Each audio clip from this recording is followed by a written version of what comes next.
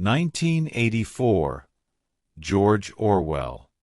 Freedom is the ability to say that 2 plus 2 equals 4. Everything else is mere detail. The fragile nature of truth. The human mind thrives on truth. But what happens when the borders of truth become blurred? Imagine waking up one morning, certain that the sun has risen, only to hear a voice insist, "The sun never rose." If everyone around you believes that voice, does your truth still exist? George Orwell's 1984 confronts us with this haunting dilemma. It paints a world where truth is malleable, history is rewritten, and reality bends to the will of an authoritarian regime. But this book is more than a dystopian narrative. It's a philosophical exploration of power, freedom, and the resilience of the human spirit. The War on Reality. In the totalitarian state of Oceania, truth is not discovered, it's dictated. The past is rewritten, the present distorted, and the future predetermined. Orwell masterfully illustrates how language can be weaponized to control thought. The party's slogans, etched into the collective consciousness, encapsulate this manipulation. War is peace. Freedom is slavery. Ignorance is strength. At first glance, these statements seem absurd. But repetition is a powerful tool. When a lie is repeated often enough, it morphs into a shared reality.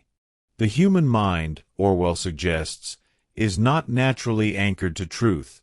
It is tethered to familiarity. Winston Smith, the novel's protagonist, works at the Ministry of Truth, where his job is to rewrite history to align with the party's ever-shifting narrative. One day an ally, the next an enemy. Yesterday's truth, today's lie. As he meticulously alters records, Winston begins to question the nature of reality. Is truth still here, he wonders, even if no one believes it? The psychology of fear. The regime doesn't just manipulate facts, it governs through fear. Fear, Orwell reminds us, is the most ancient and reliable instrument of control. In Oceania, even your thoughts are not your own. The thought police patrol not just actions but expressions. An involuntary twitch, a momentary furrowed brow can betray you. In this world, suspicion is survival, and trust is a dangerous luxury. Winston wakes each morning under the unblinking eye of the telescreen. Privacy is a myth. Even solitude is subject to surveillance. When the mind lives under constant watch, how can individuality endure? Love as rebellion. Even in a world of fear, the human spirit finds ways to resist.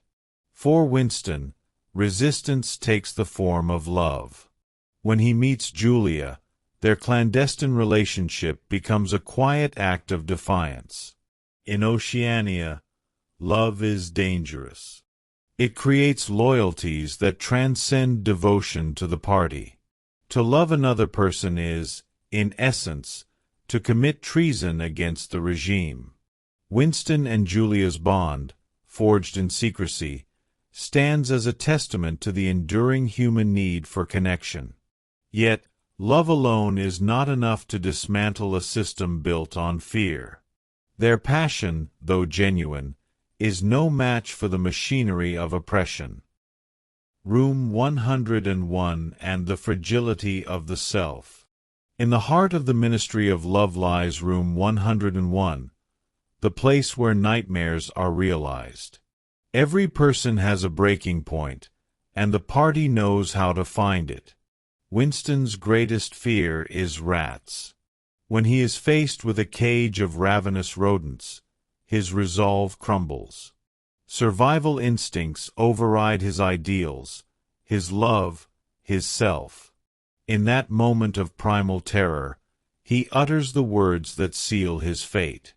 "Do it to Julia, not me."